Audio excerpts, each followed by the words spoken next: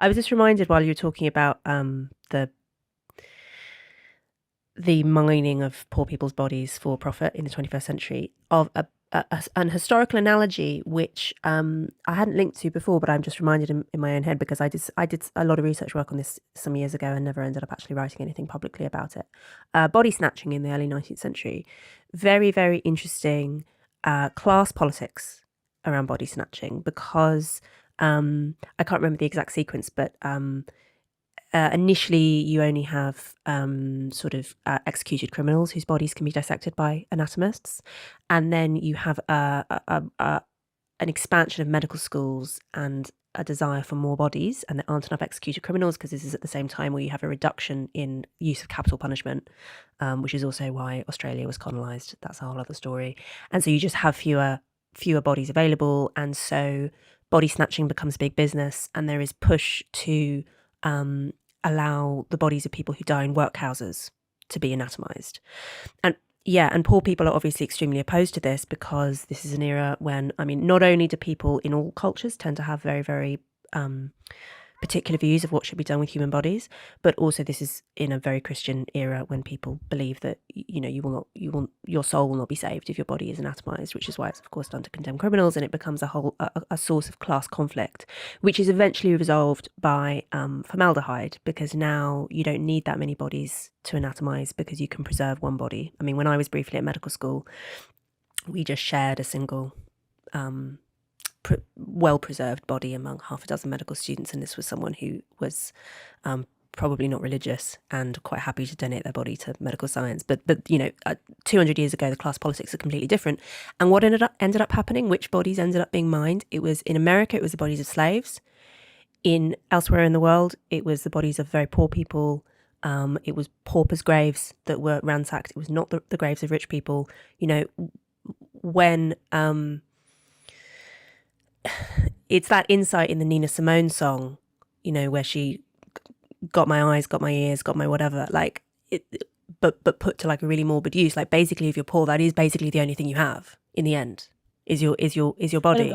Of course, extending beyond that, there's the absolutely blood-curdling history of medical experimentation on live female enslaved people in the United States in the 19th century.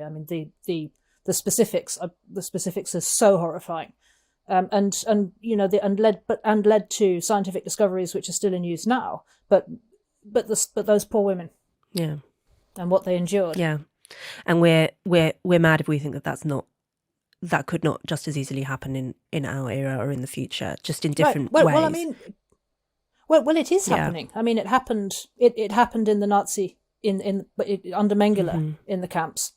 Paul Virilio makes the point that what happened, what was done in the camps serves as the precursor to a great many biomedical experiments which have been to a whole body of work which has simply been continued since Mengele's days.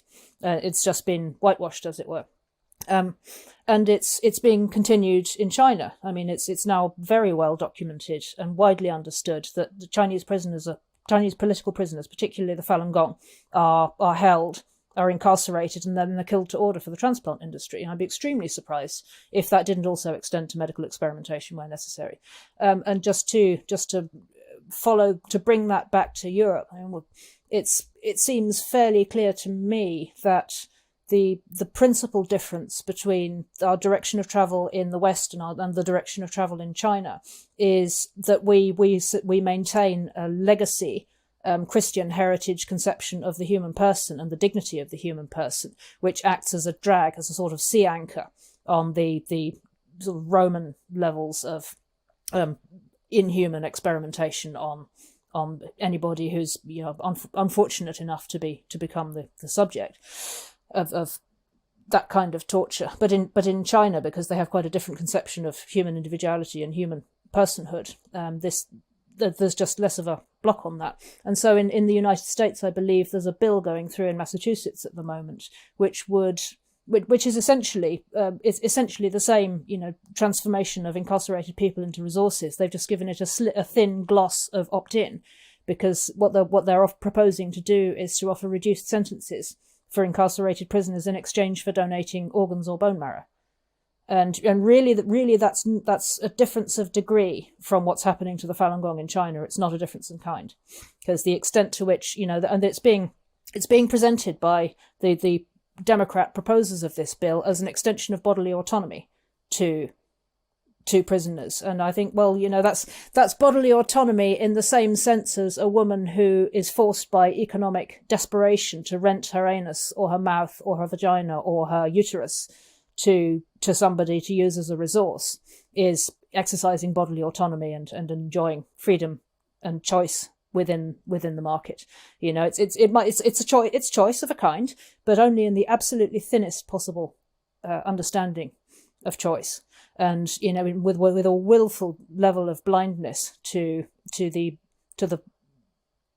class asymmetries and the power politics, which just get glossed over by focusing on the invisible hand. Exactly. The invisible hand is actually holding a big stick for a lot of people, which is really not very. It's plenty visible if you're at the sharp end of it.